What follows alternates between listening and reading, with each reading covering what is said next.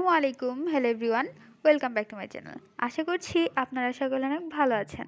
আজকের রেসিপিটি হলো প্রোটিন মিল্কশেক। রেসিপিটি ছোট বড় সকলেই খেতে পছন্দ করে থাকে এবং শরীরের জন্য খুবই উপকারী।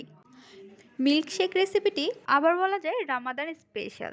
সারাদিনের ক্লান্তি দূর করে থাকে এই প্রোটিন মিল্কশেক। চলুন রেসিপিটি দেখে নেওয়া যাক। বিসমিল্লাহির রহমানির রহিম। নিয়ে নিচ্ছি 5টি খেজুর, কাজু বাদাম, কিশমিশ, কাঠবাদাম এবং নিয়ে নিচ্ছি বাদাম, কলা। এখানে আমরা চিনি চম্পা কলা 2টি নিয়ে নিয়েছি। এর মধ্যে অ্যাড করে দিব লিকুইড দুধ।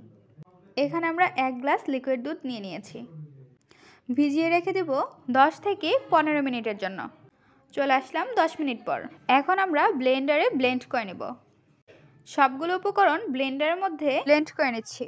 দিয়ে দিচ্ছি জাল করে রাখা লিকুইড দুধ।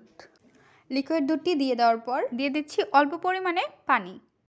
ভালোভাবে ব্লেন্ড করে নিতে হবে।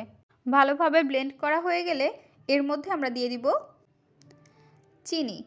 এখানে আমরা 3 টেবিল চা চামচ চিনি দিয়ে দিয়েছি। অনেকেই কম মিষ্টি খেয়ে থাকে, আবার অনেকেই বেশি মিষ্টি খেয়ে থাকে, যে যার যার মতো দিয়ে দিতে হবে। মিল্কশেকটি তৈরি হয়ে গিয়েছে। এখন আমরা পরিবেশন করে নিব। গ্লাসের মধ্যে মিল্কশেকটি ঢেলে দিচ্ছি।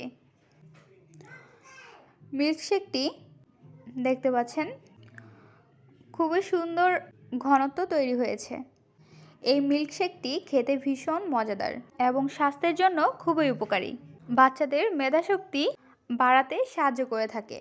প্রোটিন মিল্কশেক রেসিপিটি আপনাদের কাছে কেমন লেগেছে তা অবশ্যই জানিয়ে দিবেন কমেন্টের মাধ্যমে।